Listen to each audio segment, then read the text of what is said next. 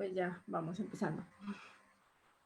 Bienvenidos y bienvenidas a todos y todas. Muchas gracias por estar nuevamente con nosotros en este webinario, en esta serie de webinarios que se están llevando a cabo junto con la red CONFE para poder pues pasar como de una mejor manera esta contingencia que estamos viviendo.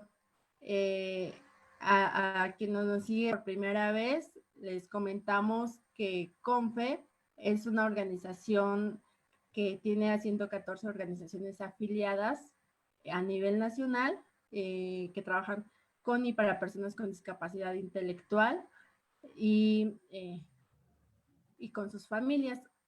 El día de hoy tenemos pues el gran honor de tener al doctor Eduardo Barragán, que es el presidente, sí, me parece que el presidente de la Asociación de Médicos del Hospital Infantil de México. Y pues nos enorgullece tenerlo en nombre de CONFE, en nombre pues de toda la red.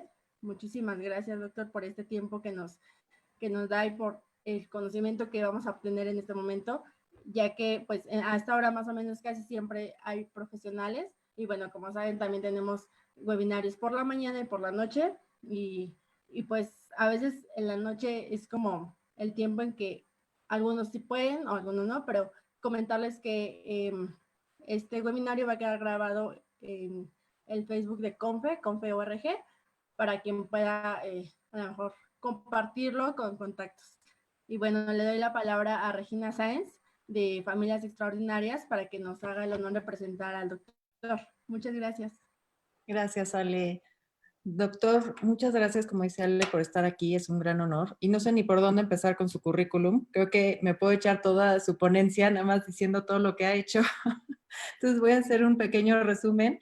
Es el doctor Eduardo Barragán Pérez, jefe del Departamento de Neurología del Hospital Infantil de México, Federico Gómez. Es graduado de la Universidad Autónoma de Guadalajara en Medicina y Pediatría, autor de 6 libros, más de 20 capítulos en libros nacionales e internacionales, así como más de 30 artículos de difusión científica. Fue presidente y fundador del grupo de expertos nacionales para el estudio del trastorno por el déficit de atención e hiperactividad. Fue presidente y fundador de la Liga Latinoamericana para el estudio del trastorno por el déficit de atención e hiperactividad, entre otras muchas cosas que la verdad, doctor, es impresionante su currículum y estamos muy agradecidos que esté aquí con nosotros. Yo le voy a ayudar a moderar, escuchamos su ponencia y al final hacemos una sesión de media hora, 40 minutos de preguntas y respuestas y aquí estamos lo que necesite. Okay, muchísimas gracias, buenas noches a todos. Es un honor para mí que me hayan invitado, me siento muy orgulloso de poder participar con ustedes, y pues muchísimas gracias por estar aquí. Vamos a hablar de un tema muy interesante, ¿no? Y algo que nos está sucediendo, ahorita platicábamos, no esta cuarentena, sino ya esta, no sé, es como muy larga situación de resguardo que estamos teniendo con momentos difíciles, esperando que todos estén bien. Y vamos a hablar entonces de qué tengo que hacer con los niños con trastorno por déficit de atención en este momento de contingencia, ¿no? Vamos a arrancar, y por favor que vayan haciendo las preguntas, ¿no? Para que podamos ir resolviéndolas todas a la brevedad. Es el Hospital Infantil de México Federico Gómez, es el hospital más antiguo de pediatría en toda Latinoamérica y es donde labora en los últimos 25 años y estamos en el Departamento de Neurología impulsando cerebros para un desarrollo mucho mejor. Las experiencias que hemos tenido durante el COVID y sobre todo en este momento donde estamos en un punto muy álgido, ¿no? Y el incremento de casos se viene dando muy fuertes. Y yo creo que todo esto nos viene y nos sigue arrastrando en el sentido de decir, híjole, nos han venido moviendo las fechas, ¿no? Y quién sabe cuándo vaya a terminar y qué va a pasar. Entonces es muy importante como que empecemos a planificar y organizar todo lo que viene y todo lo que tenemos que hacer para poder ayudar a nuestros niños y salir avantes ante esta situación. Y un poco lo que queremos hacer es qué hacer con los niños en TDA en casa, ¿no? Vamos a revisar un poco el tema de lo que es TDA, vamos a tocarlo más o menos de forma rápida y después vamos a tratar de tocar una serie de situaciones que estamos viendo Tenemos datos muy interesantes, acabamos de hacer una encuesta, casi tenemos 1000 participaciones de los papás y empezamos a tener algunos resultados muy interesantes que voy a ir compartiendo con ustedes acerca de lo que hemos visto y de cómo se está viviendo, ¿no?, la situación. Vamos a revisar primero el trastorno por déficit de atención. Como sabemos, el trastorno por déficit de atención con hiperactividad tiene 3 síntomas principales: la falta de atención, la hiperactividad y la impulsividad. Es importante entender que no tiene que tener los 3 síntomas. Puede nada más tener un problema de atención sin tener problemas de hiperactividad e impulsividad. Puede tener un problema de hiperactividad e impulsividad sin tener inatención, o puede tener los 3 síntomas principales. La otra cosa muy importante es que el 70% de los pacientes que tienen trastornos por déficit de atención tienen alguna comorbilidad asociada. Y ahorita vamos a hablar un poco de las comorbilidades, que efectivamente estamos viendo un incremento importante en las mismas, sobre todo hablando un poco de cambios de conducta y de ansiedad, ¿no?, que es probablemente lo que más estamos viendo. Esos son los grupos de síntomas que se han venido modificando. Si uno los lee, pues prácticamente todos tenemos algo de esto. Lo importante es no solo tener los síntomas, sino que estos síntomas, ojo, ¿no?, tienen que tener más de 6 meses de estarse presentando de manera continua. Y la otra cosa importante es que generan un grado de disfunción, o sea, sí impactan sobre la forma como el chico está poniendo atención, resuelve las tareas, hace las cosas en casa, lleva a situaciones sociales, de amistad, etc., etc. Entonces es muy importante no solo tener los síntomas, sino cómo se manifiestan y que se manifiesten en varios ambientes. Probablemente estamos viendo muchos de estos síntomas a partir de que empezó la cuarentena, y no necesariamente tienen que ser síntomas asociados a trastornos por déficit de atención, sino simple y sencillamente puede estar siendo una variación de síntomas de la cuarentena, de ansiedad o de problemas de conducta que se están disparando. Sabemos más o menos que el trastorno por déficit de atención afecta a cerca de 5.25 de la población general de niños y adolescentes a nivel mundial, y hay muchos estudios que lo han clasificado de esta manera, ¿no? Y es importante, cuando ve los 3 síntomas principales, entender que la distracción no solo implica la dificultad en cómo mantengo la atención o cómo empiezo a poner la atención, sino también es qué hago con la información que estoy recibiendo y cómo lo utilizo para poder establecer y concretar las tareas que se me están pidiendo, o incluso a veces las dificultades que tengo para consolidar los procesos de aprendizaje de memoria, teniendo dificultades para poder recordarlo.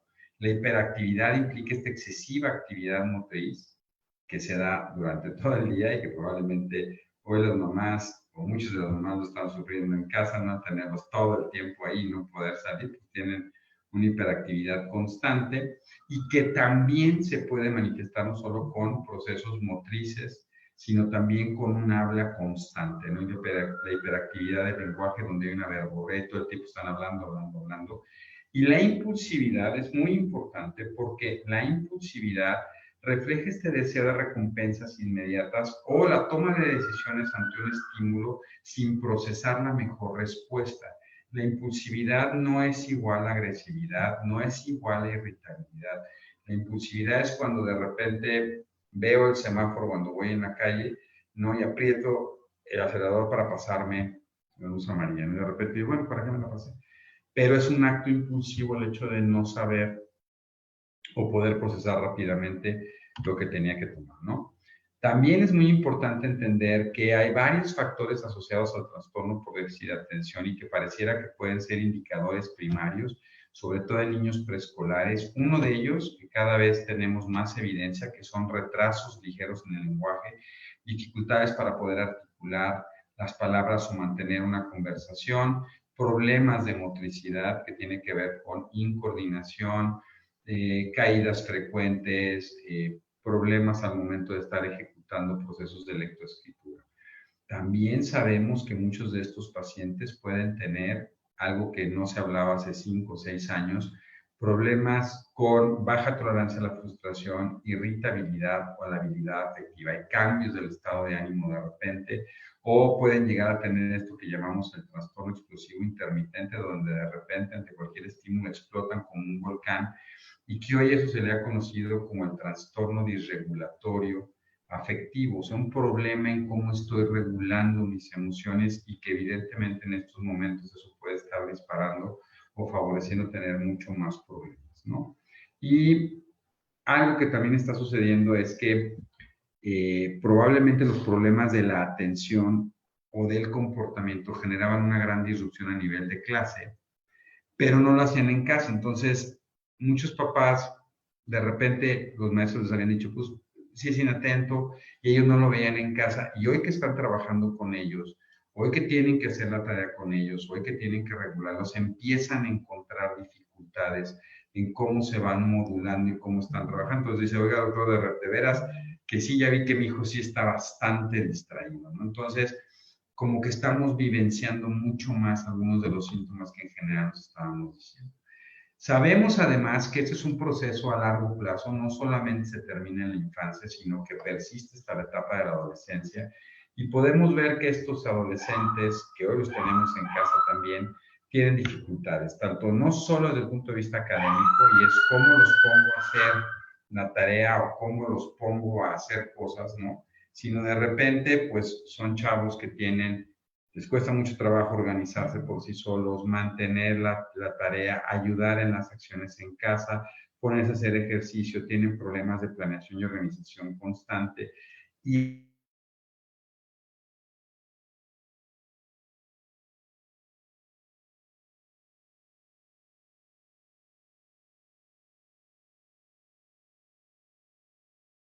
empiezan en la adolescencia, en muchos momentos se pueda uno poner a trabajar, ¿no? Y esto conlleva a que tengan una serie de alteraciones en el estilo de vida, como de por sí malos hábitos alimenticios, que puede ser o muchísima hambre, comer todo el tiempo, devorar todo lo que hay, o de repente entrar en fenómenos donde no quieren desayunar. Hay más alteraciones en la frecuencia del sueño. En general sabemos que 1 de cada 3 niños y adolescentes con problemas de trastorno por déficit de atención tienen problemas para conciliar el sueño, sobre todo en una etapa que se llama la etapa de la vigilia, de que me tengo que ir a dormir a que me quedo dormido. En los adolescentes o en los chavos con TDA de repente se prolonga demasiado y es muy difícil que se puedan acostar temprano. El consumo de sustancias también se ve incrementado y a veces una comorbilidad frecuente es la ansiedad, que en estos momentos adolescentes de repente por estar escuchando tantas noticias hay un pensamiento bastante repetitivo sobre la preocupación del coronavirus. También sabemos cuando comparamos niños con TDA y sin TDA, ustedes pueden ver todas estas conductas donde claramente veo las diferencias que tengo, ¿no? Con conductas más agresivas, más desafiantes, en general son más difíciles de motivar. ¿Cómo motivo a mi adolescente para que se ponga a hacer las cosas? En general, empiezo a tener conductas muy impulsivas, me salgo de la casa a pesar de que sé que no me tengo que salir, etc. Entonces, esto también ha dificultado mucho en estas 8 semanas el manejo de los adolescentes con trastorno por déficit de atención. Y muchos de estos chavos que venían en la escuela, de repente les está costando mucho trabajo mantenerse pegados en las clases en línea, y esto estresa la relación, que de por sí ya está siendo para muchas familias difícil, ¿no? La relación está todo el tiempo ahí entre mamá y papá, ¿no? Varios papás me decían, bueno, de repente, pues ya estamos todo el tiempo aquí nosotros juntos y te das cuenta que pues, había un montón de cosas que hacía mucho tiempo que no hacíamos juntos, desayunar, comer, cenar, tener que preparar las cosas, ¿no? Compartir tanto tiempo, y eso a veces ha generado o está generando de repente ciertos problemas de relación, y esto también ha traído impactos sobre la labilidad, ¿no? Y de repente conocer a tu hijo o que el hijo empieza a conocer a los papás también ha venido favoreciendo procesos de repente de bastante roce psicosocial. Y entonces a más de 2 meses de la cuarentena, muchos papás estamos así, ¿no? Quiero un diván, por favor. Ojalá que existiera un momento de paz y me pudiera tomar un fin de semana para descansar, y no se puede, ¿no? Y probablemente así vamos a estar varias semanas más. Entonces, ¿qué podemos hacer? ¿No? Eso es muy importante, en qué podemos hacer.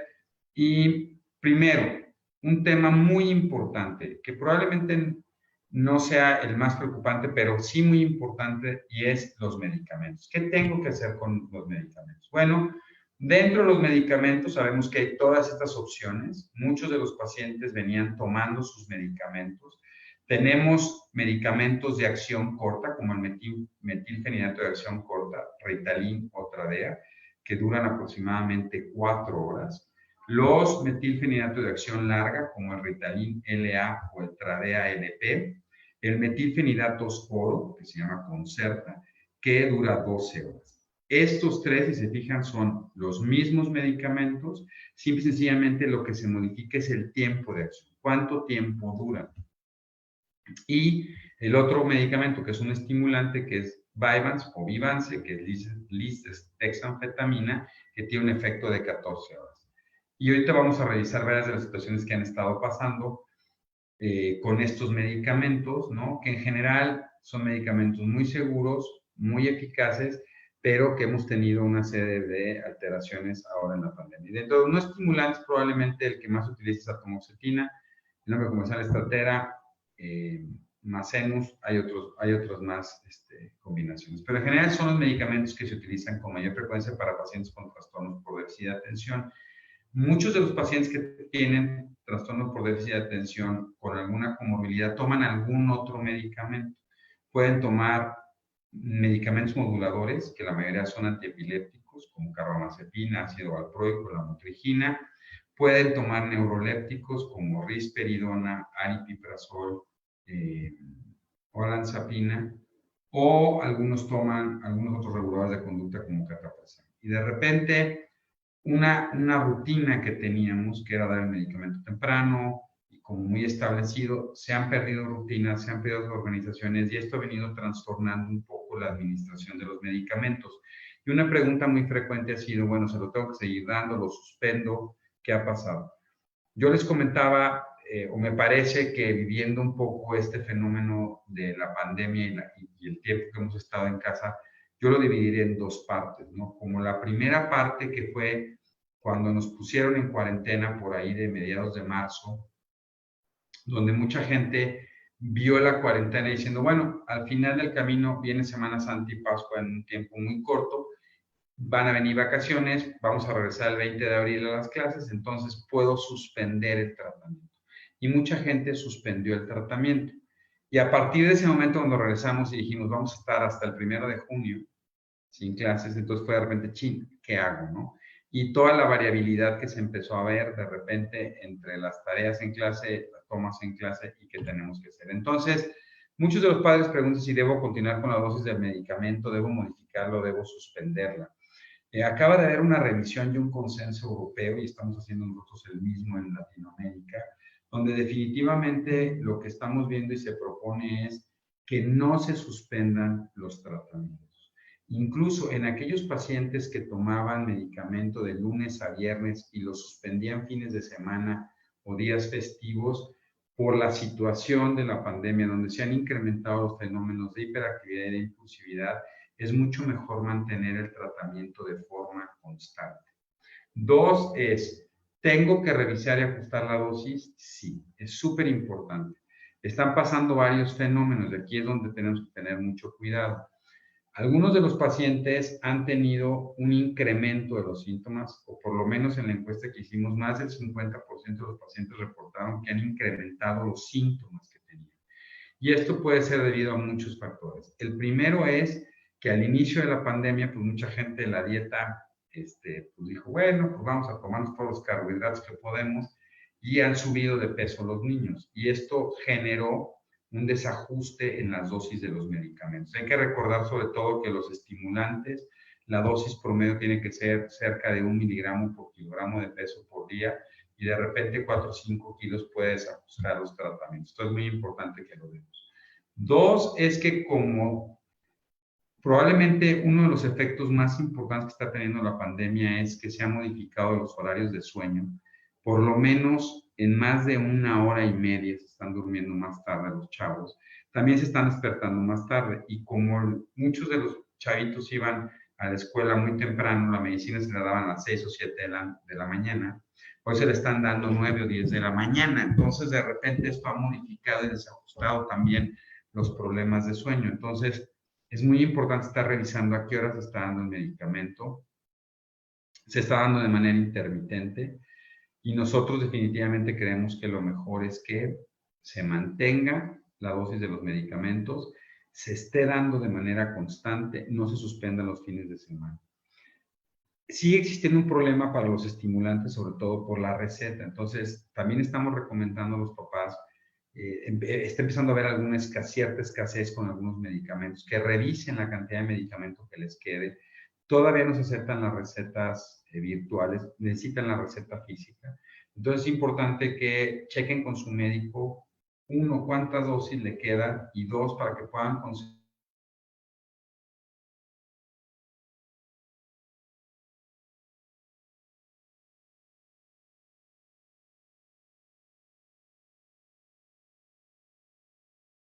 la receta y puedan.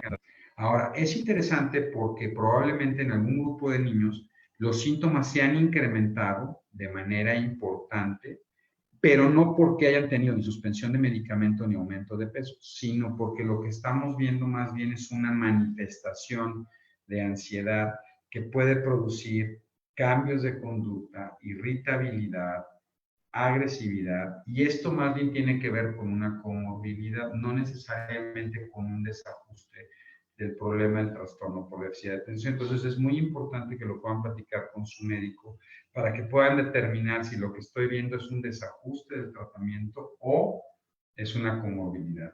También desafortunadamente se perdieron muchas de las terapias que estaban llegando los chavos y no todos se están adecuando a poder mantener las terapias en línea, que ha sido una forma de tratar de sostener el proceso, pero ha sido difícil en algunos casos, y todo eso trae una serie de alteraciones. Y les decía, tener las recetas creo que es muy, muy importante. Tratar de no modificar los medicamentos y mantenernos con esto. Ahora, ¿qué otras áreas y estrategias puedo hacer? Definitivamente hay muchas cosas que puedo tratar de establecer para tratar de ayudar y mantener a los chavos en procesos de organización y darles herramientas. Yo considero que es un momento, a pesar de que es un momento arduo y difícil, definitivamente es un excelente momento para poder abrirnos a nuevas posibilidades y darles herramientas diferentes a nuestros hijos, dadas y otorgadas por nosotros. En ese sentido, podemos revisar una serie de factores. Por ejemplo, qué interesante es esto, ¿no? La escuela presencial versus la escuela en línea. Nos encantaría que pudieran escribir en el chat y nos dijeran cómo están viendo, ¿no? Porque muchas mamás dicen, mi hijo está funcionando mejor en la escuela en línea, no tiene la presión de los compañeros, se puede tomar más tiempo. Y hay mamás que dicen, definitivamente mantenerse en pantalla tantas horas o tanto tiempo está haciendo que sea mucho más difícil. Se han incrementado, probablemente en la encuesta que hicimos, cerca del 40 o 50% de los más dijeron que se han incrementado los problemas de atención, que no se pueden sostener en clase y que se dispersan mucho más fácil. Y a veces ahí hay que tomar en cuenta qué se está haciendo. La otra situación es que se han incrementado los tiempos de pantalla y eso nos ha traído varias situaciones, porque si este aumento en la pantalla, haciendo la clase y después jugando videojuegos y luego haciendo las tareas, entonces, si se fijan, los horarios ante las pantallas se han incrementado. Eso ha traído más fenómenos de ansiedad. La luz de la pantalla azul también está provocando más problemas de sueño y a veces más irritabilidad. Y de repente ponerse a hacer la tarea está siendo muy difícil. Nosotros les recomendamos que una vez que terminen la escuela, no se pongan inmediatamente a hacer la tarea. Pueden intentarlo. Si ustedes ven que es difícil, nosotros recomendamos que den un espacio, que traten de hacer otra actividad lúdica, de jugar o de establecer, o en los preescolares sobre todo, que puedan tratar de insertar lo que tienen que hacer de la tarea en un aspecto lúdico. No traten de hacerlo todo al mismo tiempo. Es súper importante establecer estos periodos libres de tareas a través de un proceso de organización. Cada uno, sobre todo en el preescolar, recordar que un preescolar que tenga que estar más de media hora, 45 minutos en una clase, se vuelve muy difícil que yo pueda sostener este proceso atencional. Entonces, tener un pequeño tiempo de media hora, una hora y después tratar de establecer la tarea es mucho mejor. Y, como les decíamos, seguir manteniendo las tareas en línea puede ayudar muchísimo. Dentro de los juegos y ejercicios que pueden ayudar para ir más dirigido. Depende mucho y tengo que aprender a sentir a mi hijo y saber cuál es la mayor necesidad para que yo pueda establecer la mayoría de los juegos y los ejercicios a las dificultades que está teniendo. Por ejemplo, si tengo mi hijo que tiene un problema de atención y problemas de lenguaje, puedo aprovechar para establecer juegos que estimulen la cavidad oromandibular. Como que, por ejemplo, empezar a jugar a poner mermelada, Nutella, esta crema de cacahuate, de maní, alrededor de la boca para que puedan estarse chupando todo el tiempo, hacer competencia de globos, tratar de jugar un poco a estirar la cuerda, tratar de jugar a que hagan muecas, ¿no? Eso es muy importante. Si mi hijo está teniendo un problema de motricidad, sobre todo para los niños que tienen un bajo tono muscular, problemas de coordinación o que están teniendo problemas de fuerza para tomar la psicomotricidad fina, pues pueden establecer saltar la cuerda, ¿no? Retomar los juegos como la matatena, que yo sé que muchas mamás ya no se acuerdan de la matatena, pero la matatena es un excelente ejercicio.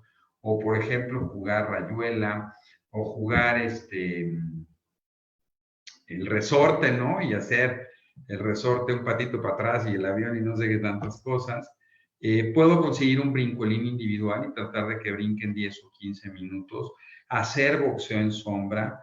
Puedo, por ejemplo, conseguir un boliche, intentar jugar, tirar las piezas con la mano derecha, luego con la mano izquierda hacia atrás, tratar de hacer equipos para jalar la cuerda. O sea, hay muchas cosas que se pueden hacer en lugares pequeños.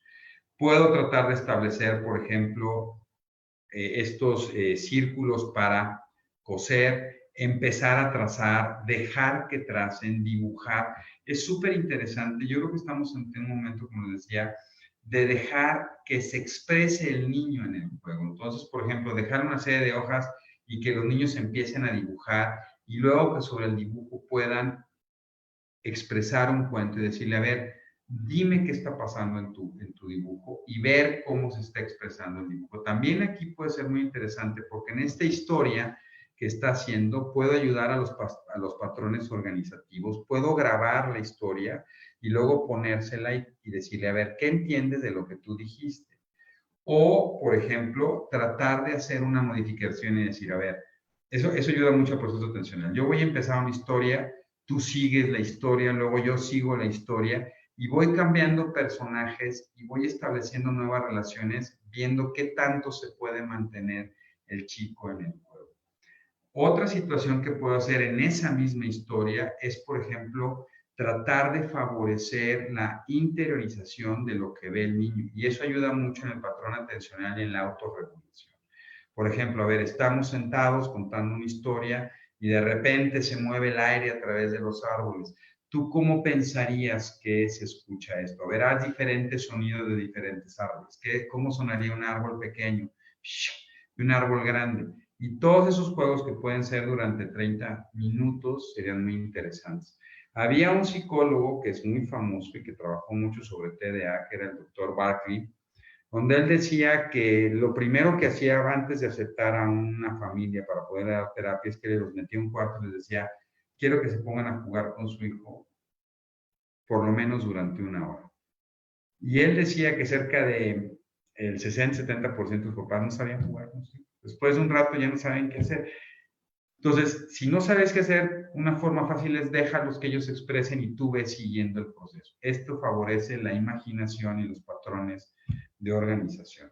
Y todo momento es muy importante para enseñar herramientas y habilidades. Acuérdense que la atención se basa o se da en una serie de un constructo de habilidades que no solo tiene que ver como cuando estoy tomando una fotografía y viendo un pajarito que le voy a tomar la foto que no se mueve, sino la atención tiene que ver con cómo miro un estímulo, cómo proceso ese estímulo, cómo le doy tiempo al estímulo. Entonces, esto que se llama el timing, de ir dando los tiempos necesarios, lo puedo establecer, por ejemplo, con juegos de mesa, ¿no? Yo les decía, ¿no? Un dominó sirve muchísimo y lo puedo adecuar a cada momento de cada edad del niño, ¿no? El primero es simple y sencillamente que vaya uniendo fichas, y si de repente veo, y el otro día me pasó con mi hijo, ¿no? Con Darío, que estaba con las fichas de dominio y de repente se puso a construir casas, y dices tú, padrísimo. Entonces aprovecho y me pongo a jugar casas. Tienes que tener flexibilidad para que también le ayudes a la flexibilidad. Muchos de los niños con impulsividad les está costando mucho trabajo el fenómeno de autorregulación, pero de quien aprenden el fenómeno de autorregulación son de los padres. Entonces, el poder establecer un fenómeno de autorregulación en mi hijo de manera paulatina es muy importante. Y eso lo puede hacer con los juegos. Ahora, por favor, y si van a jugar juegos con sus hijos, pues no les quieren enseñar todas las reglas, ¿no? El mismo día, ¿no? Porque entonces, de repente, papá, no, es que eso no se puede, es que esto tampoco, es que no. Déjenlos. Es muy importante que se frustren.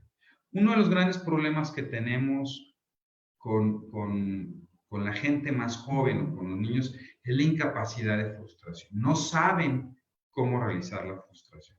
Entonces, esto se puede hacer a través de juegos de mesa. Se puede hacer a través, si yo veo que algo le cuesta trabajo, lo pongo a jugar, él no va a querer. Entonces trato de inventar situaciones que lo puedo hacer. Por ejemplo, para cocinar, ¿no?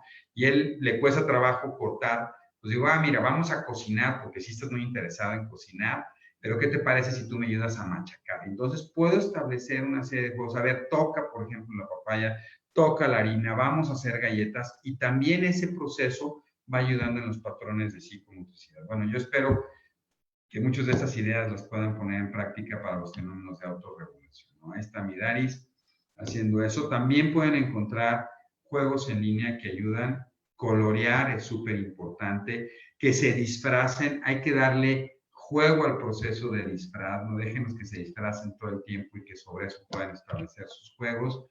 Y esto que decíamos, ¿no? Poder jugar papá y mamá. Traten de sentarse a jugar. Si son poco tolerantes los padres, pues no les presten sus juguetes, ¿no? Como esta colección de Star Wars que todos nos fascina. Se puede mejor poner a disfrazar al perrito, que también está muy interesante. Y otro problema que estamos teniendo importante, el sueño. La higiene de sueño.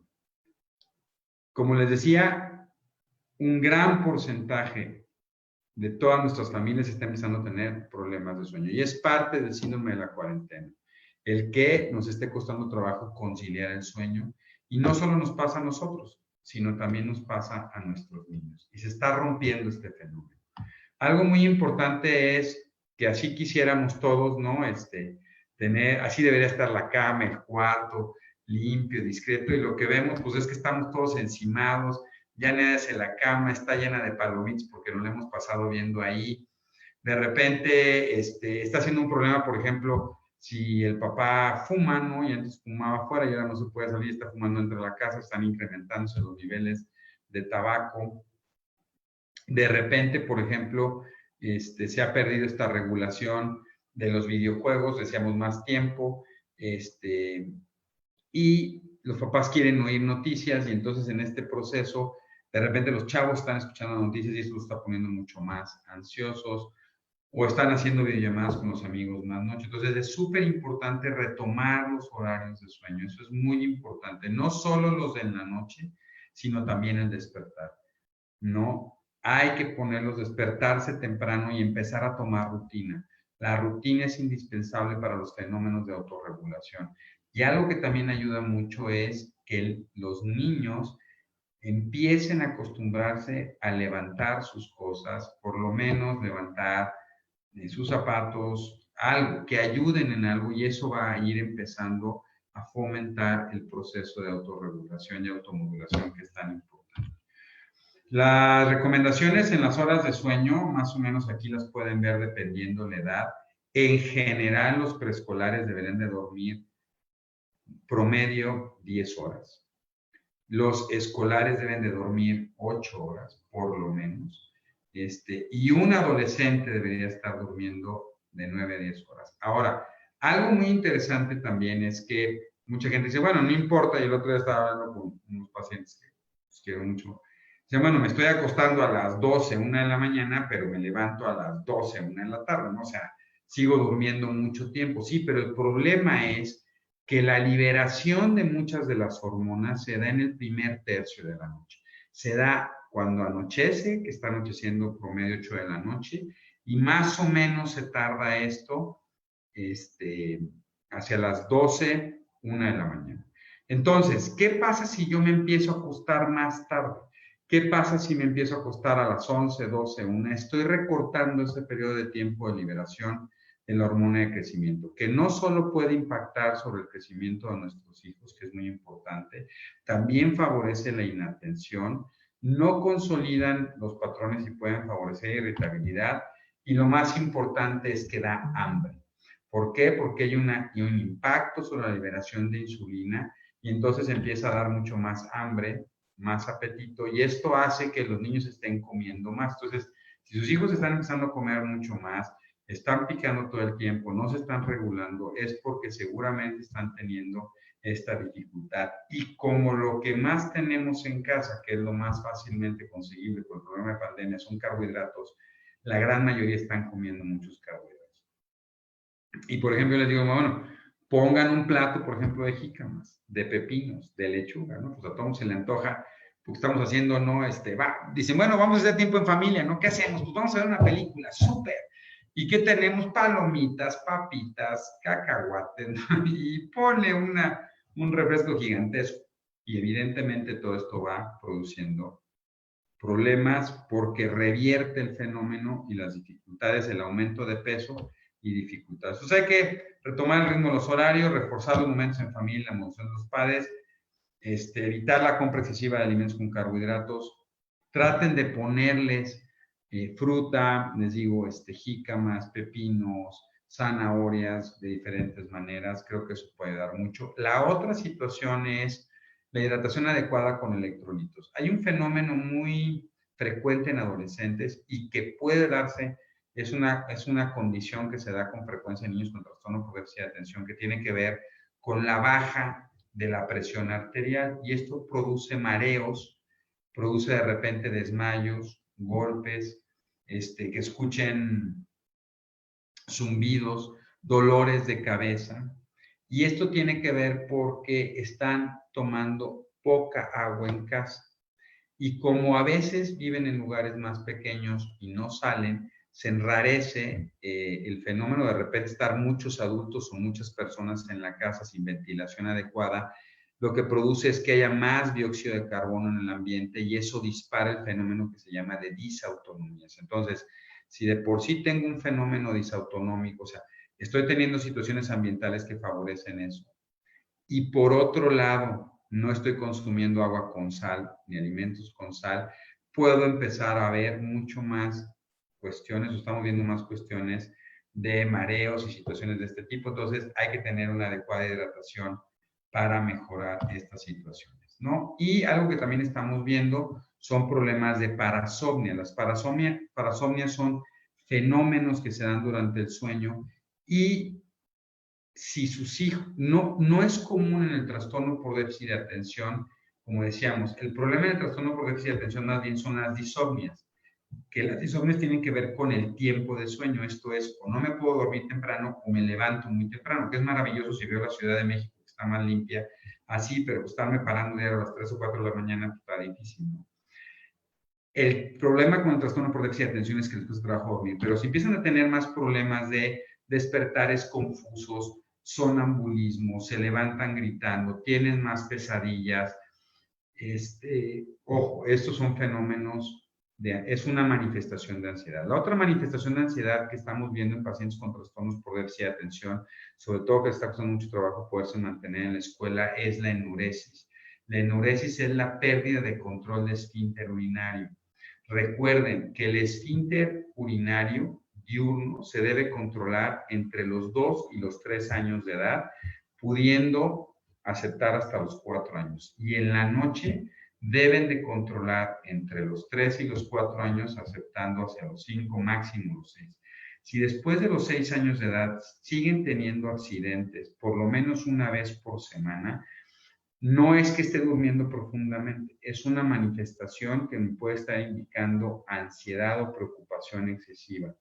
Y esto es muy importante porque la vejiga ya tiene la capacidad para poderse mantener. Entonces, si se da esto, no es un empeoramiento del trastorno por déficit de atención, sino una manifestación comórbida que puede estar teniendo. Los videojuegos se han convertido en el medio más popular y utilizado en la población, especialmente niños y adolescentes.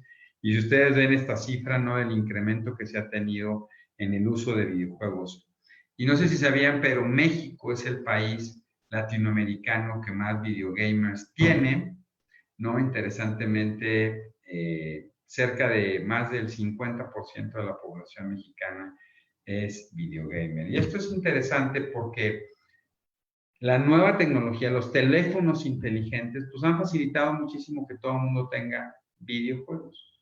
Y evidentemente el uso influye en el comportamiento y en la forma en la que están elaborando puntos de vista y en los impactos que tienen en los desarrollos. Y algo también interesante que nos estamos viendo con el uso excesivo de videojuegos es que son más susceptibles a renunciar a actividades de la vida real que requieran más esfuerzo. Y esto es porque el videojuego, al ser tan constante y darme retribuciones tan rápidas, hace que a los niños les esté costando más trabajo esforzarse por conseguirlo. Entonces, y desafortunadamente los adolescentes son más propensos a utilizar Internet ahora en día como una forma de socialización. Y de repente con la pandemia fue un pum, avancé 10 años y algo que estaba tratando de cuidar hoy es una realidad que pues, todo se está haciendo como estamos haciendo en este momento, una comunicación por Internet. Entonces, esto ha adelantado y acelerado muchísimo el proceso. ¿Y qué tantos impactos vamos a tener sobre los fenómenos sociales? Sobre todo para los chavos que tienen trastornos por déficit de atención con problemas sociales o comorbilidades dentro del espectro autista, probablemente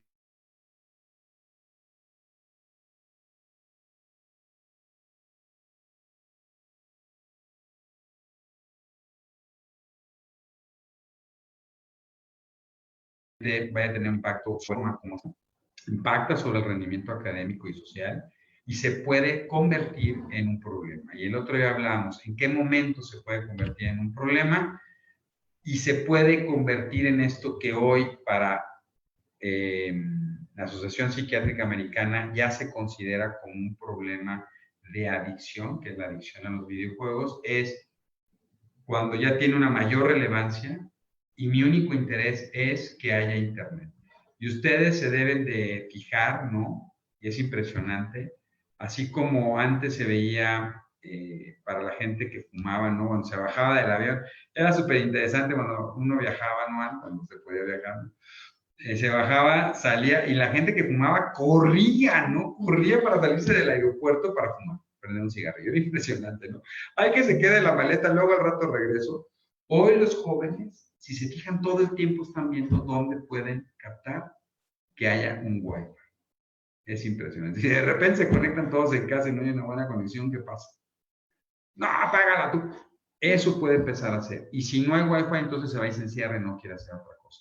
Cuando la utilización del videojuego empieza a ser una modificación del estado de ánimo y lo empieza a poner de mal humor, y el hecho de no poder jugar me conlleva a que me ponga más irritable, a que si me das una hora, entonces te empiezo a condicionar y manipulo. Si no juego más tiempo, no voy a hacer la tarea. Cuando esto ya es un conflicto entre la familia, esto puede estarse convirtiendo en un problema de adicción. Y hay que recordar que los pacientes con trastornos por déficit de atención en general suelen favorecer problemas de abuso. Así como hacen abuso con el uso de sustancias, de tabaco y de alcohol, también lo están haciendo con los videojuegos. Entonces hay que tener mucho ojo con lo que está pasando con nosotros y hay que empezar a poner horas y restricciones en la utilización. Hay que limitar el uso de videojuegos, vigilar la revisión de las noticias y también evitar las conexiones en línea y el uso de Netflix, que bueno, ya nos van a poner el IVA, así que nos va a costar más, entonces a lo mejor eso va a ayudar a revisar. Afectos y emociones rápidamente, se nos dieron muy rápido, nos quedan 10 minutos. Quiero revisar rápidamente esto, ¿no?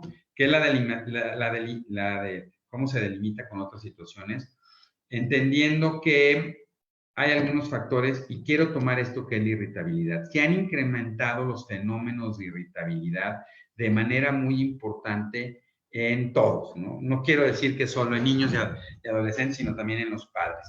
¿Cómo saber si esta irritabilidad que es una propensión a reaccionar con ira, mantenerme con mal humor, responder de malas, ¿es un problema pasajero y de crianza o está siendo ya un problema de una psicopatología? Y en general lo puedo ver de estas dos maneras, ¿no? Una irritabilidad episódica es cuando aparece entre ciertas situaciones, no se da durante el día y de repente explota, pero en menos de 5 o 10 minutos regresa al estado de ánimo previo. En general lo puede platicar y lo puede sacar. Si empiezan a haber irritabilidades episódicas, la mejor manera de resolverlos a través del lenguaje. Hay que platicarlo con el niño. Si es un niño pequeño, traten de establecer un juego y a través del juego jueguen a la familia y traten de ver la situación donde ustedes son el que se pone irritable y ver cómo se maneja y tratar de identificar qué lo está poniendo. Si esta irritabilidad se empieza a volver crónica, está todo el día presente, no logra restablecer el bienestar a pesar de que lo tiene, ojo, puede ser un problema de comorbilidad importante y un trastorno de ánimo. Mi querido amigo, el doctor Francisco de la Peña, tiene este artículo muy interesante que habla sobre lo que uno tiene que hacer. Y bueno, nada más quisiera tocar rápidamente el tema de los objetivos de manejo en los trastornos negativistas desafiantes, ¿no? ¿Qué debo hacer desde el punto de los padres? Mejorar las habilidades de crianza positivas e incrementar las habilidades para la resolución de problemas y comunicación. Sé que está siendo difícil, pero es muy importante restablecer esto. En el niño y adolescente, realizar esta comunicación afectiva donde tengo que solucionar el problema. No solo es, no lo haces, te castigo y se acabó, sino es saber qué está pasando, intento saber lo que está pasando y te doy habilidades para resolver el enojo. Porque si yo no parto de esto para dar habilidades, va a ser muy difícil. Y algo que también ayuda mucho es cómo están llevando a cabo la relación mamá y papá. Si mamá y papá están empezando a tener dificultades en el manejo, cómo resuelven las situaciones cotidianas, recuerden que esto lo va a empezar a copiar los hijos y pueden favorecer fenómenos de irritabilidad, ¿no? Y el entrenamiento parental es clave. Y yo quería tocar un tema, pero bueno, lo vamos a ver. En general, si están teniendo problemas de este tipo, hay muchas terapias cognitivo-conductuales que se pueden tomar en línea y que les pueden dar buenas estrategias y herramientas para llevarlo a cabo, ¿no? Y dentro de estas experiencias, no voy a tocar todo esto, el tema de agresividad, ¿no? Esta irritabilidad me puede llevar a tener un comportamiento mucho más agresivo en los niños, que puede empezar a través de los 2 años. La agresividad no tiene que ver con la impulsividad. La agresividad, de repente, en niños pequeños tiene que ver con una manifestación de conducta, que al no tener un lenguaje para poder comentar cómo se siente, lo expresa a través de este comportamiento físico, y yo esperaría que entre los 3 y los 4 años de edad se empiece a volver más un fenómeno de poderlo expresar a través del lenguaje. Y esto lo tiene que hacer a través de palabras para modular el comportamiento. Y recuerden que muchos de los fenómenos de agresividad son respuesta a un fenómeno de ansiedad o emocional, más que una respuesta de conducta. Entonces, si están viendo, no tiene que ver con el trastorno por déficit de atención, sino que más bien con la situación. Cuando hicimos esta encuesta, probablemente más del 60% de los niños está teniendo una gran angustia por el coronavirus. Y yo les pongo un ejemplo, ¿no? Uno dice, bueno, no veo la televisión, no oigo noticias, no comento nada. Y el otro día mi hija me decía, no, es que me dijo mi prima, platicando, el coronavirus te puede matar, ¿no? Y sobre todo puede matar a los médicos. Y resulta que pues, su papá es médico, ¿no? Entonces dices, entonces entiendes un poco que les está llegando información que no alcanzan a entender y que a lo mejor, aunque no den el alcance, sí puede estar favoreciendo un poco de ansiedad y que esto puede estar llevando hacia un fenómeno de agresividad. La otra situación interesante es que a muchos niños les está impactando el hecho de no tener sus amigos y la tristeza de no poder mantener las relaciones sociales que tenían, no poder hablar con ellos o no tener esta interacción de juegos, también está impactando sobre fenómenos de agresividad. La tristeza también se puede manifestar. Es muy importante que los escuchen y los puedan expresar, generar este vínculo afectivo y que se entiendan dentro de estos estilos de crianza, ¿no? Entendiendo rápidamente que puedo tener un estilo de crianza muy autoritario, donde tengo altas exigencias, muy rígido, o ser totalmente lo contrario, que es muy permisivo. Y me encanta esta tabla porque entre más autoritario sea, tengo más control, pero el impacto más al afecto. Si soy más permisivo, tengo mucho menos control, pero probablemente gano un afecto. Ahora, algo que estamos vivenciando también, interesantemente, es como los niños que tienen trastorno por déficit de atención, un gran porcentaje, como veíamos, tienen esto que se llama disregulación emocional o afectiva. O sea que sus emociones son más a flor de piel, les cuesta más trabajo autorregularlas.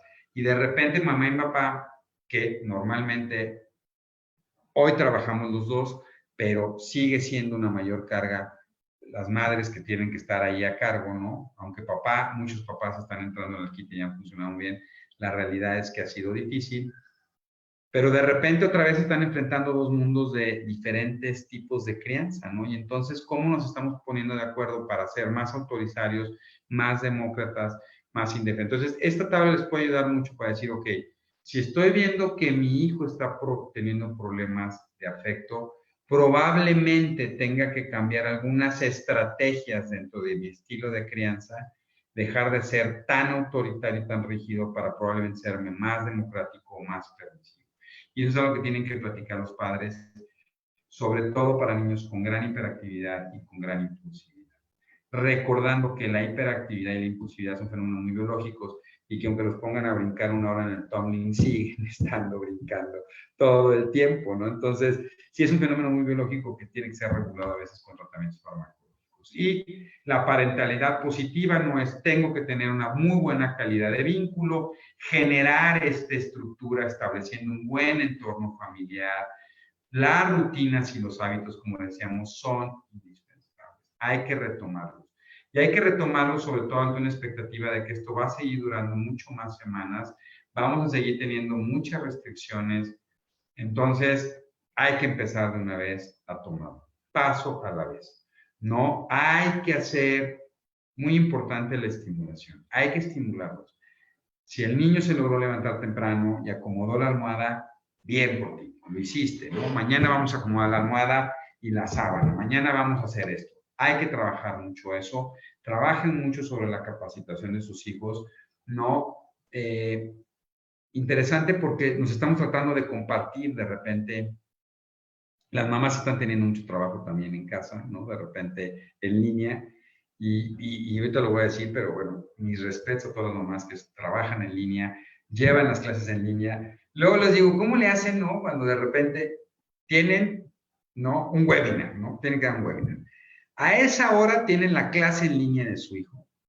Les ponen la otra clase de su otro hijo para hacer la tarea, ¿no?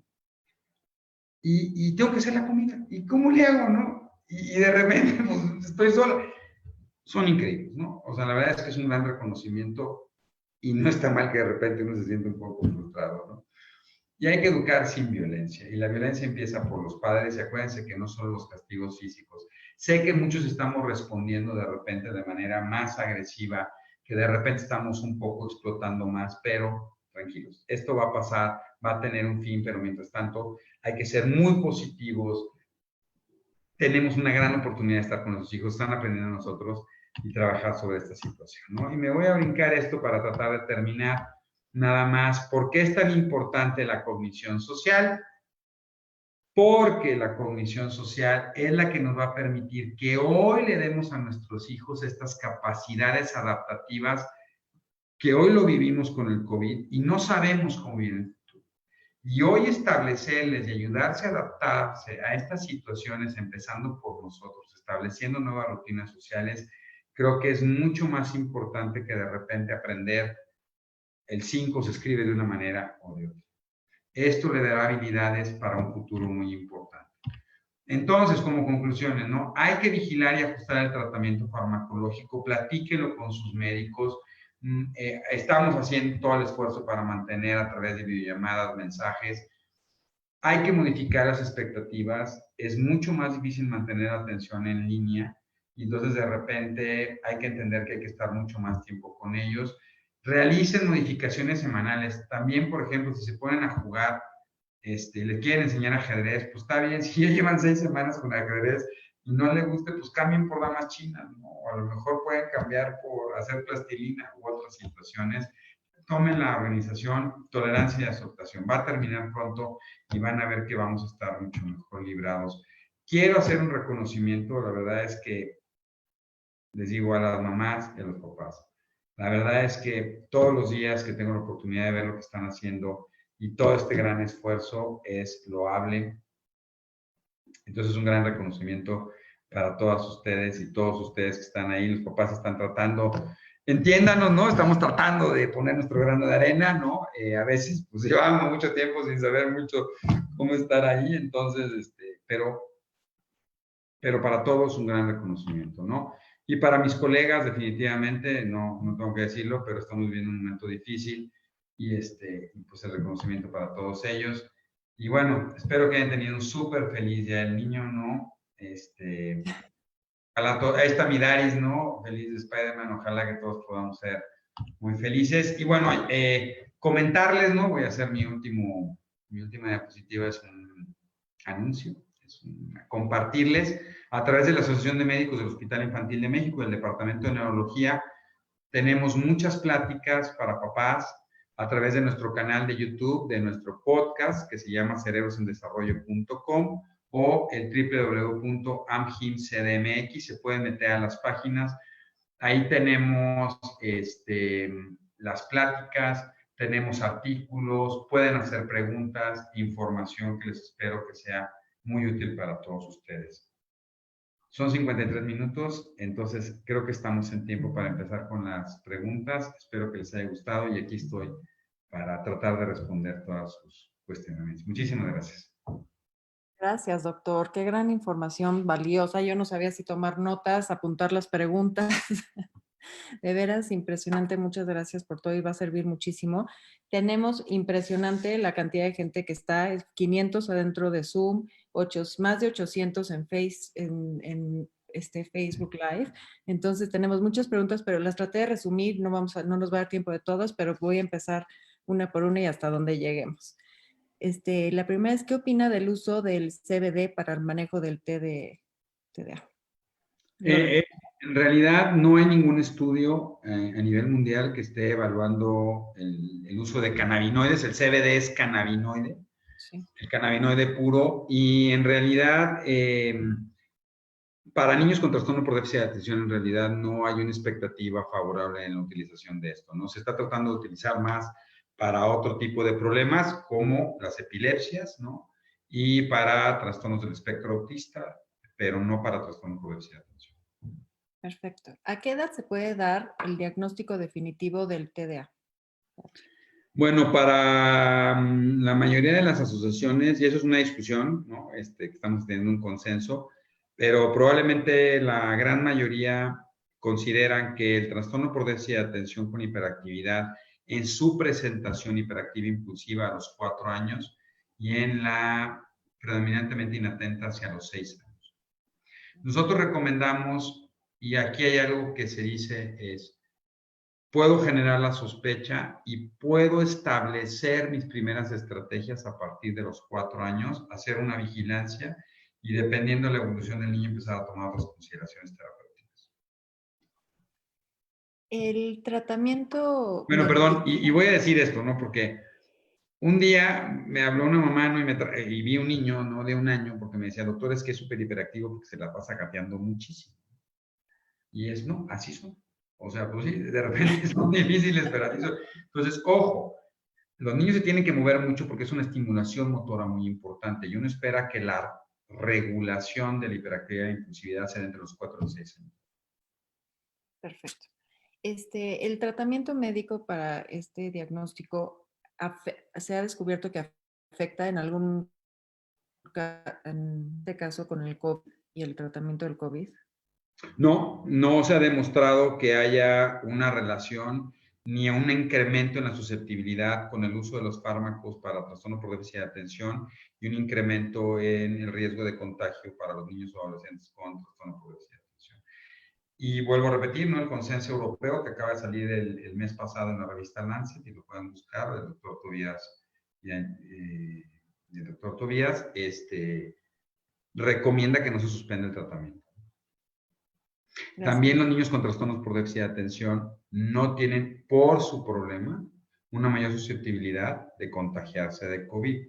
Es mucho más difícil, por ejemplo, lograr que mantengan el cubrebocas. Eso sí. Esa es otra pregunta. ¿Cómo hacerle para que a la hora de regreso a clases y regreso a una normalidad que habrá en algún momento, se pueda mantener ese niño el cubrebocas? Pues eso va a ser todo un reto, sobre todo para pacientes con hiperactividad e impulsividad va a ser difícil, al igual que, por ejemplo, estar manteniendo el lavado de manos, ¿no? Por ejemplo, los impulsivos les encanta estar abrazando y estar pegados con todos, ¿no? Entonces van y abrazan pues así son muy efusivos, ¿no? Entonces va a ser difícil para estos chicos y por eso creo que tenemos que tomar muy buena, o sea, tiene que haber un proceso de aislamiento escolar importante y de seguir las reglas. Y pues habrá diferentes maneras de estrategias cognitivo-conductuales para tratar de que se mantengan el mayor tiempo el cubrebocas y si no, por lo menos algunas caretas que se están inventando súper padres con dibujos y como máscaras de esto de Star Wars, ¿no? Por ejemplo, he visto una, entonces puedes jugar a que Star Wars, entonces si te mantienes con la máscara y vamos a pasar desapercibidos y te voy a dar puntos, y no sé, pero va a ser difícil, va a ser un momento bastante difícil. Tenemos que ser muy creativos, ¿verdad? Muy creativo, muy creativo. La verdad es que ha sido muy interesante porque la creatividad se nos ha dado con todo. Antes mi creatividad debía durar 1 hora, hoy tiene que durar de repente 8, ¿no? Entonces, y 8 horas todos los días de las últimas 8 semanas, ¿no? Y probablemente otras 4 o 6, entonces, ánimo. Ya no me diga. ¿Habrá algún ejercicio que se pueda hacer con el chico para captar su atención? Para que, yo supongo que más bien es para centrarla, ¿no? La atención. Sí, eso es muy interesante porque otra vez repetimos lo del juego. Tengo que conocer a mi hijo. Porque yo necesito, por ejemplo, captar su atención. Pero si es un niño que el problema de atención va acompañado de un fenómeno motriz, por ejemplo, no es lo mismo tener un niño inatento, hiperactivo, que un niño inatento que tiene un problema de psicomotricidad e hipotonía. Entonces, tengo que adecuarme a las necesidades de mi hijo. Si mi hijo es muy hiperactivo, entonces, ¿cómo lo centro? Empezándolo a dejar hacer, lo tengo que dejar moverse. Porque si lo que yo quiero es mantenerlo quieto, se vuelve una batalla campal. Y normalmente el que primero se acaba frustrando somos los papás, ¿no? Entonces, lo que sí puedo hacer es conseguir una pelota que se esté moviendo o prestarle una pelota para que le esté tomando con la mano constantemente. Y entonces, cuando empiezan a hacer esta actividad, esas pelotas de ansiedad la puedo tener, ¿no? De repente captan la atención. A diferencia de esto, si tengo un niño que tiene problemas de psicomotricidad y que le cuesta mucho trabajo, entonces primero lo pongo a hacer un ejercicio de tono o puedo jugar, por ejemplo, a los soldados de guerra, ¿no? Me arrastro o juego a los patitos o juego algo, 15 o 20 minutos, eso favorece la estimulación de la región del cerebelo, organizo el proceso y luego establezco el fenómeno atencional. Por eso lo importante en el trastorno por déficit de atención es la individualización del tratamiento. No todos responden igual. También, por ejemplo, si mi hijo tiene un problema visoespacial, le cuesta trabajo ver, por ejemplo, fondo y forma, y quiero hacer la tarea después de que estuvo mucho tiempo en una pantalla, la pantalla no tiene forma y fondo. O sea, aunque pareciera que sí, al final no es lo mismo ver una manzana en la pantalla que tener una manzana encima y tocarla, ¿no? Entonces, si yo quiero ponerme a hacer ejercicios de psicomotricidad fina o cuestiones de este tipo, después de una pantalla va a costar mucho más trabajo. Entonces, si quiero, por ejemplo, ponerlo a leer y escribir, no puedo empezar a trabajar primero con cuestiones más manuales, favorecer el movimiento de la mano, claro, no llevarlo a un cansancio excesivo y luego ponerme a hacer estas cosas. Hay que conocer mucho a nuestros hijos para adecuarnos en las diferentes situaciones. Un niño hiperactivo impulsivo, quererlo poner a jugar ajedrez puede ser muy difícil. Sí, pero si a lo mejor establezco que muevo una pieza y le doy una vuelta al tablero, ¿no? Caminando, y luego muevo otra pieza, y cada vez que alguien mueve una pieza, inténtenlo, eso es muy divertido, ¿no? En los niños hiperactivos. Pongo el tablero de ajedrez. El que mueve una pieza da una vuelta e inventa, ¿no? Entonces, a lo mejor doy una vuelta y tengo que brincar. Claro, para los papás, pues es un muy buen ejercicio, pero eso mantiene el fenómeno atencional y puede ayudar muchísimo. Eso es la creatividad que tenemos que tener. Gracias, doctor. Laura, ¿qué estrategias o materiales puedo implementar para adultos con TDA? Eso es todo un tema súper interesante. Nos llevaría, podemos hacer otra plática un día para hablar de todas las situaciones para... Ahora, algo que lo que se está trabajando muy bien para papás y lo pueden buscar es algo que se conoce como mindfulness. Pareciera que todo el fenómeno de mindfulness está ayudando mucho, que tiene que ver con situaciones de autorregulación a través de la meditación, la respiración y toda una serie de factores, y eso puede ayudar muchísimo. 2 es que el adulto con TDA normalmente tiene 3 problemas principales. Probablemente el principal es la procrastinación, es todo lo deja al final. Y hoy, dejar todo al final, cuando esté todo el tiempo en casa, se vuelve muy difícil. Entonces, traten de organizarse, poner alarmas y decir, voy a empezar por hacer algo. 2, hacer ejercicio. El ejercicio es súper importante. Hay muchos estudios que han determinado que por lo menos hacer 15 minutos de ejercicio aeróbico al día, que es brincar, sentadillas, ejercicio cotidiano, ayuda a la liberación de dopamina y endorfinas que favorecen el fenómeno atencional. Y 3, traten de establecer, además de estas rutinas, planes a corto plazo. Ahorita la pandemia nos ha pegado mucho y nos ha lentificado en las situaciones que queremos hacer. No se desesperen y digan, voy a hacer una cosa a la vez. Establezcanse programas de una semana y espero que eso les ayude mucho. Apúntenlo, pónganlo en un lugar visible y eso va a ayudar mucho. Pónganlo en un lugar visible para ustedes y que entiendan las esposas o los esposos que pues los que tenemos trastorno por déficit de atención, pues de repente se nos va el rollo. Entonces hay que tener como una serie de situaciones de apapachamiento, ¿no? Afectivo emocional. Y si no hay tratamiento, los tratamientos farmacológicos no solo son para niños y adolescentes, sino también hay para adultos y funcionan bastante bien y lo pueden platicar con sus médicos. Perfecto. En cuanto al tema de hidratación con electrolitos que mencionó, preguntan cómo recomienda hidratarlos, o sea, qué tipo de sustancia y si se puede caer en el exceso de agua con sal o... No, en general es que nos han metido tanto el rollo ahora de la sal, ¿no? Por la hipertensión y todo, que ahora casi nadie quiere tomar sal, pero por lo menos la recomendación es que tienen que tomar los niños y los adolescentes entre litro y litro y medio al día, adolescentes y adultos jóvenes y adultos 2 litros por día, pero de esto se recomienda que por lo menos 250 mililitros contengan una mayor cantidad de sal, y esto lo pueden hacer a través de consumir electrolit, Powerade, Gatorade, y no necesariamente tienen que consumir el Gatorade si no hacen mucho ejercicio que tiene más azúcar, sino está el agua de Gatorade o Gatorade Active, que no contiene tantas calorías y eso evita que suban de peso. Y es mucho más fácil estar consumiendo eso que estar midiendo o tomar un poco más de sal, porque hoy las mamás cocinan con mucho menos sal, lo cual es bastante bueno. Estamos tratando de prevenir la hipertensión, pero el problema es que cocinan con menos sal para todos. Y entonces los niños y los adolescentes necesitan una mayor cantidad por superficie corporal y por el metabolismo, pierden más líquidos y más electrolitos. Entonces hay que estarlos manteniendo. No se van a pasar ni se van a llenar. No van a ser una gran cantidad de sodio ni van a lastimar el riñón.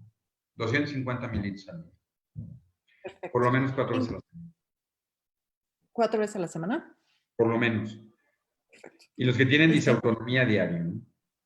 Ah, buenísimo.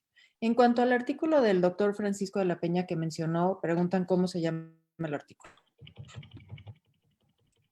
Lo pasó muy rápido en su presentación.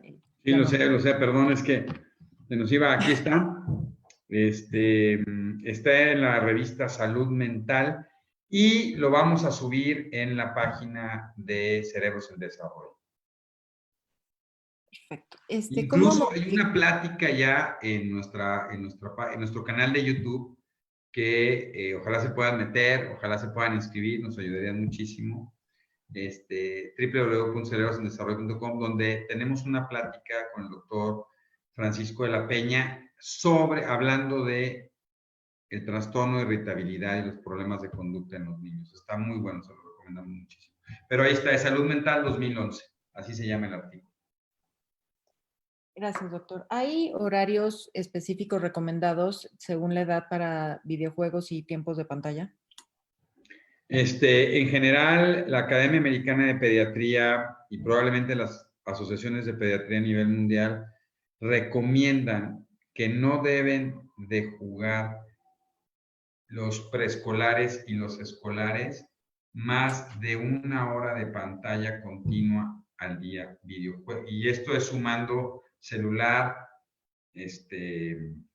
iPads, consolas, etcétera, ¿no? Porque luego, pues juego 1 hora en el celular, juego 1 hora en el iPad, juego 1 hora en la consola y ya jugué 3 horas. No más de 1 hora de videojuegos al día. Y en los adolescentes, en general, no deben de ser más de 2 horas. Y si se ponen a jugar, ahora, algo que está pasando mucho es que pues, muchos papás les encanta jugar videojuegos y se están poniendo a jugar con los videojuegos. Entonces se le llevan 2 o 3 horas. Que sean los papás los que puedan regular y por lo menos que digan, jugamos 1 hora, detenemos el juego, trato de establecer otra situación, otro juego y luego si quieren que retomen el videojuego, pero de preferencia no más de 1 hora continua. Perfecto. ¿Cómo manejar ansiedad reflejada en estimulación de genitales en niños, en específico es de 7 años? La pregunta. Todo lo que tiene que ver con autoestimulación, es una pregunta muy interesante, porque la autoestimulación de genitales, sobre todo entre los 2 y los 7 años de edad, a veces es malentendida como un fenómeno de masturbación. Y hay que entender que esto no tiene una connotación sexual, sino que la región perineal está cargada de receptores y entonces este frotamiento lo que genera es una sensación de tranquilidad como chuparse el dedo. Entonces, esto lo que está manifestando es una situación de ansiedad. Entonces, lo que tengo que hacer, sobre todo en un niño de 7 años, es poder establecer una comunicación, saber qué es lo que le está generando la ansiedad y tratar de cambiar este fenómeno enseñándole a través de una manifestación expresiva del lenguaje o cambiar esta búsqueda de tranquilidad por otra situación. Y si no, también hay estrategias psicoterapéuticas bastante certeras para poder establecer eso. ¿El desarrollo de la adolescencia se retrasa en niños con TDA y autismo? No, algo muy interesante, hay unos estudios por el doctor Shaw y algunos estudios que estamos haciendo en el Hospital Infantil de México, donde lo que se ha visto es que no tiene un impacto sobre el desarrollo de caracteres sexuales secundarios, ni de talla ni de peso, pero sí de algunos procesos maduracionales. Y sobre todo en el niño inatento, predominantemente inatento, lo que van a ver muchos de los papás es que lleva entre 1 y 2 años por debajo de la edad cronológica. Y eso a veces puede frustrar muchísimo a los papás porque uno quisiera, dice, pues es que todos los chavos ya están hablando de niñas, ¿no? Y sigue trayendo al Hulk escondido, ¿no? Y entonces me enojo por eso y entonces entran en un rango. No, esto es parte de ese fenómeno de la habilidad emocional y dificultades en el desarrollo afectivo y de personalidad que sí llevan desfasados por el proceso biológico y hay formas de establecer a través de terapias cognitivo-conductuales para ayudarle, pero hay que dejarlos que se manifiesten así. Pero sí es una realidad que hay un porcentaje que se mantiene así. ¿Qué opinas sobre el uso de medicamentos para regular las rutinas del sueño en personas con TDA? Sobre todo el uso de melatonina, algo que la melatonina es la hormona natural que se produce desde nuestros ancestros y la produce una región de nuestro cerebro que se llama SARA, que es el sistema activador reticular ascendente. Y algunos dicen que la melatonina se liberaba cuando iba anocheciendo. Cuando empieza a anochecer, si ustedes se fijan, uno le empieza a dar sueñito. y tiene ganas uno de estar en su casa. Y eso era porque nuestros ancestros era momento de meterse a la cueva para que no se los comieran. Y eso ha persistido a nuestros días. Interesante porque el uso de pantalla, sobre todo de la luz azul, o de estar muy cerca, modifica la liberación de melatonina. Esa es una de las causas por las cuales puedo tener un impacto para conciliar el sueño temprano. Entonces, es muy natural dar la melatonina. A diferencia de otros tratamientos que se dan, no genera adicción, no genera habituación y no tiene efectos secundarios importantes. Entonces, el uso de melatonina se puede utilizar y se puede usar de manera crónica durante varias semanas sin problemas y sin riesgos. Lo único importante es determinar si el problema que estoy teniendo de sueño es por malos hábitos o por este uso de pantallas o es por un fenómeno de ansiedad o diferente. Porque si el problema es por ansiedad o es por estrés o es por depresión, la melatonina no va a ayudar. Y en ese momento lo que hay que tratar de evitar es dar Nytol o medicamentos como antihistamínicos para ver que se duerma, sino es más importante detectar qué es lo que está pasando para poder actuar sobre eso. Pero sí se puede utilizar sin ningún problema. Sobre todo en niños que tienen trastorno por déficit de atención, decíamos, 1 de cada 3 tiene un problema de sueño y el tratamiento más común que se da es melatonina, que normalmente se da media hora antes de dormir. La melatonina lo único que hace es que favorece la conciliación del sueño, pero no mantiene el sueño. También eso es muy importante.